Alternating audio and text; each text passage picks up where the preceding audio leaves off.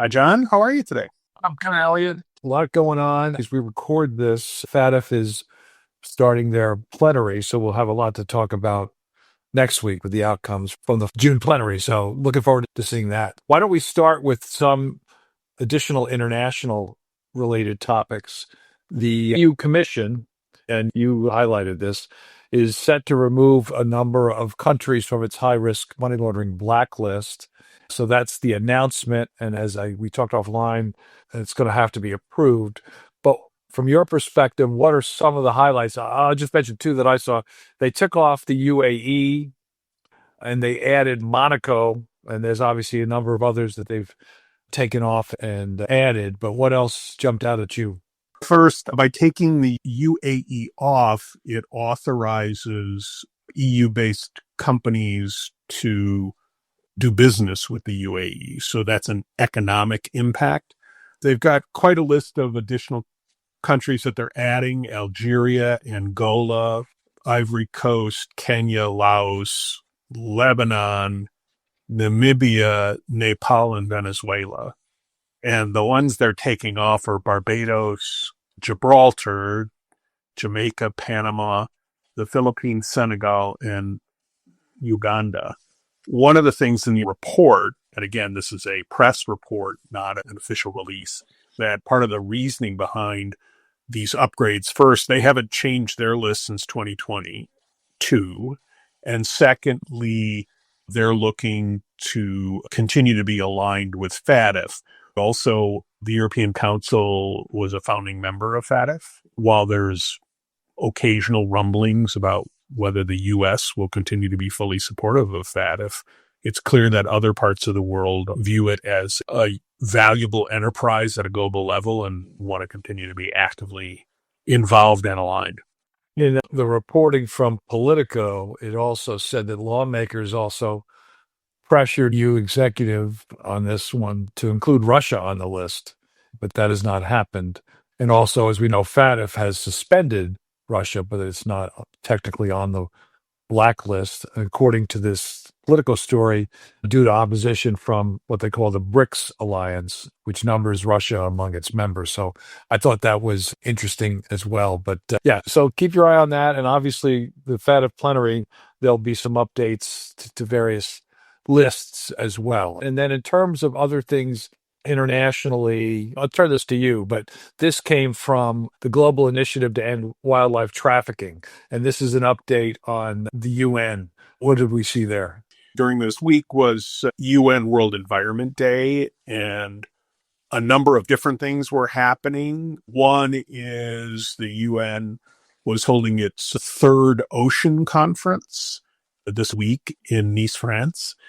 And the Global Initiative to End Wildlife Crime, as you mentioned, and the International Council of Environmental Law had an online side event related to that. And the theme of the UN conference is accelerating action and mobilizing all actors to conserve and sustainably use the ocean. And trafficking in marine wildlife falls as a major part of that. There was noted at the side event that marine species, including fish, should not be disaggregated, was the phrase they used, from other wildlife.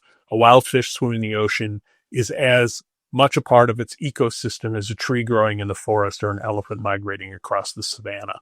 They're all wildlife.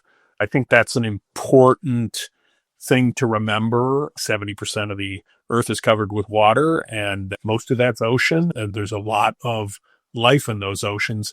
I also wanted to mention that there's a concept of IUU, illegal, unreported, unregulated fishing. And if you go onto the Right Source website, a few years ago, one of the students in your graduate class at George Mason wrote a very interesting paper that we published about that concept. So for those of you who might be involved with organizations that are involved with fishing and things like that, or feel like you may be spotting illegal fishing proceeds flowing through your institution, that article would be a good place to go to.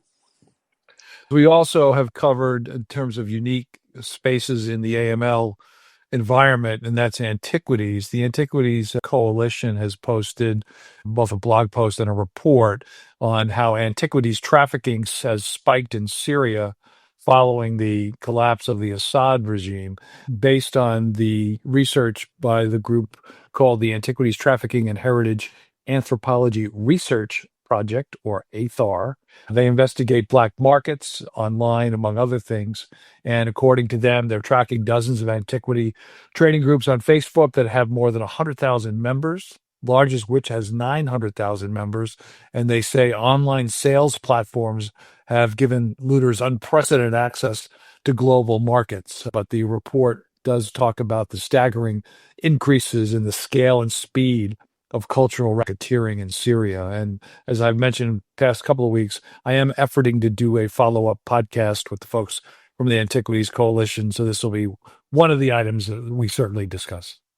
Related to that, the International Council of Museums has published a red list of Syrian cultural objects at risk to try to identify to museums what appears to be flowing into the marketplace illegally so that they do not become buyers.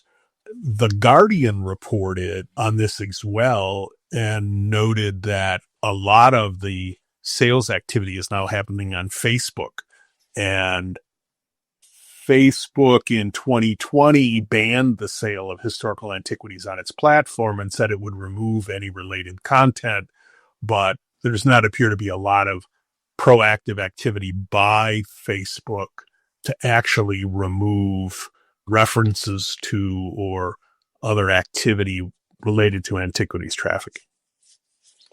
You'd also mentioned that the FCA has issued a new policy statement on enforcement, and it's entitled their Enforcement Guide and Greater Transparency of Enforcement Investigations. What are some of the things from that jumped out at you? The first thing to recall is that we talked about this in March when they announced that they were closing the consultation periods, which in the US we'd call that the comment period. And they were then going to look at the comments and figure out what they were going to do. The goal here is to update the document. And so now the new document is in place and the new guidelines are effective. One of the big things they did is they looked at the exceptional circumstances test, which they apply to investigations. And in those cases, they will announce that investigations are ongoing, even though they haven't been concluded. So some clarity there. They'll confirm that they're investigating in certain circumstances, and they'll share anonymized information. This is, let's say, evolutionary. There's nothing strikingly new. On the other hand, the theme of the changes is more transparency where it's appropriate, but also continuing to look at investigations as just that, investigations, and it's not any kind of an indictment until a decision is made.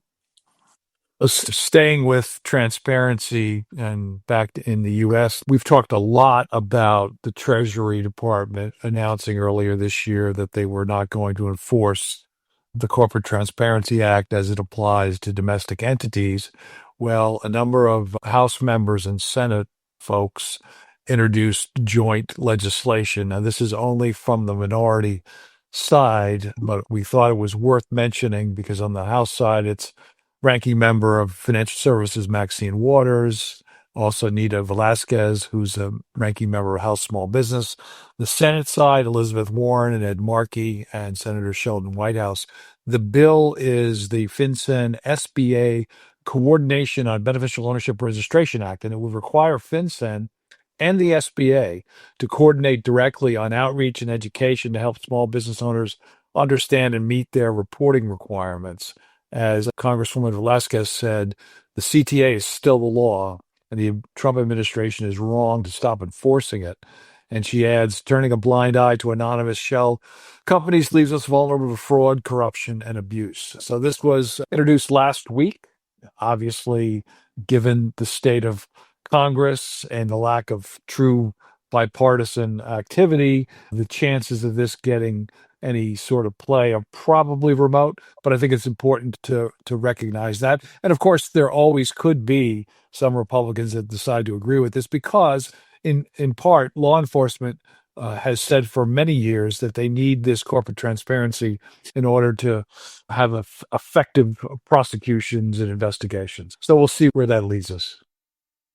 If my memory is correct, a number of law enforcement organizations reacted negatively to the original announcement by DOJ that they were not going to enforce the domestic component because of their desire to be able to see who really owns what. The other thing that was interesting is a piece of this is outreach, and you and I spoken of. FinCEN did a lot of outreach to small businesses. They had a small business guide. They were holding sessions around the country to help people understand how to put that file into the registry so that you were compliant. But it's interesting that part of the mandate of this bill, if it would ever become law, is more of that in coordination with the Small Business Administration. So we'll see.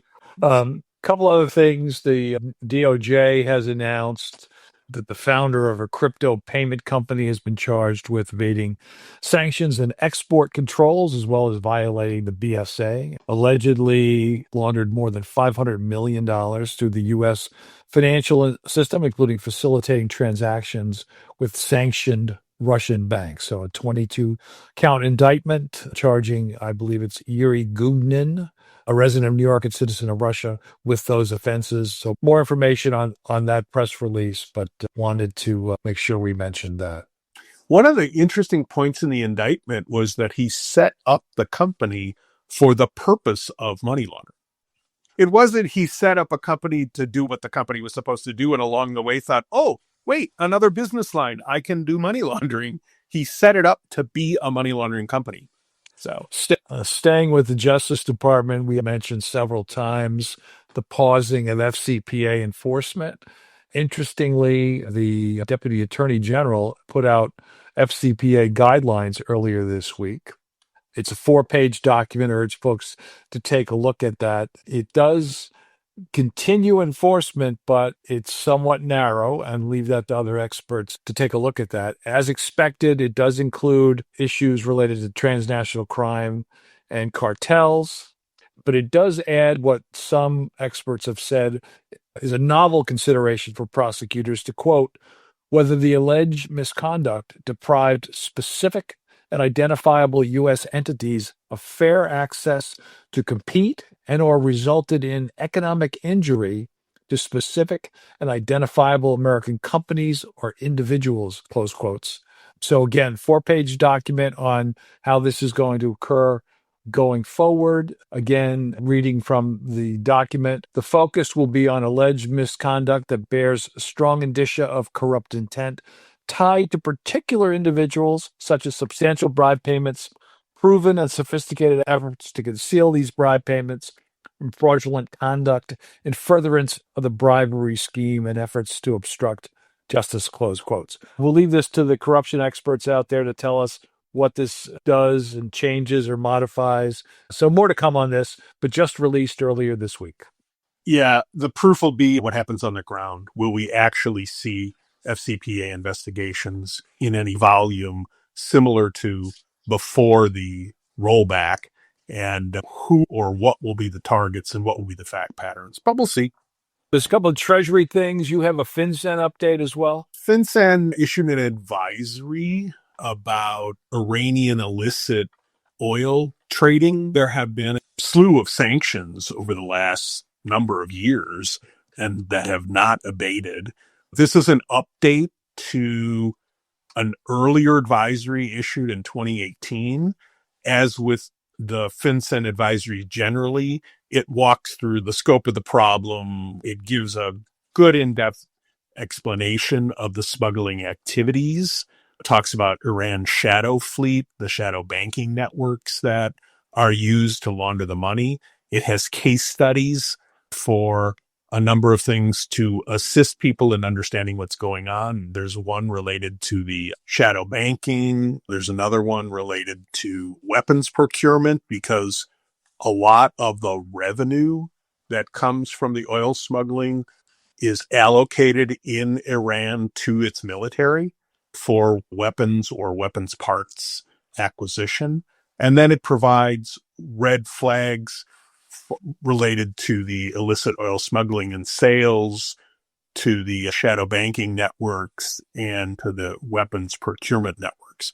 So in depth, lots of information. Again, the 2018 advisory has now been superseded by this one, and definitely something everyone should read and be familiar with so that they can be sure that their current processes are designed to detect what is being sanctioned in this area. And then you could read these when you get a chance. The Treasury issued a couple of other press releases, one on the disruption of sham overseas charity networks that are funding Hamas, and also they sanctioned El Chapo's children and Los Chapitos, fentanyl trafficking faction of the Sinaloa cartel. So a lot there. I think in general, subscribing to the Treasury newsletters make a lot of sense, especially with all that OFAC has been doing. So we would just quickly highlight that. You can take a look at that at your leisure. John, I'll just mention that we're doing this month's webinar on June 26th on effective risk assessments. People can still come to our website and sign up and get the link to join that. And I know you did an interview that we're going to post next week, if you want to talk about that one. Sure. Adam Hirsch, who's the senior economist at the Economic Policy Institute, will talk about trade and tariff fraud. And I think you'll find that enlightening and interesting. I do want to mention one other thing very quickly, and this is not a headline from The Onion. I'll say that in advance. Here's the headline: The intern in charge. Meet the 22-year-old Trump's team picked to lead terrorism prevention. So this particular individual will now be at the Department of Homeland Security, and he is a 22-year-old Thomas Fugate, campaign worker with absolutely no experience in this space. And this area focuses on an $18 million grant program intended to help communities combat violent extremism. I will say simply this: I spoke to a retired law enforcement official who was very high up in one of our major agencies, asked him for his comments about this, and reading from my notes, disgraceful. This is another reputational risk that the U.S. faces internationally, and just another example of many of the problems happening in law enforcement. And as an aside, he expressed some concern that going forward in some of these law enforcement agencies, the SES system will be compromised, and there'll be individuals placed in positions that will have no managerial experience. So I just leave that there. But yes, we have a 22-year-old running an $18 million grant program at the Department of Homeland Security. I don't know how to top that. I don't think you can. All right, John, you have a good rest of the week, and I will talk to you next week. Stay safe. See ya. You too. Bye-bye.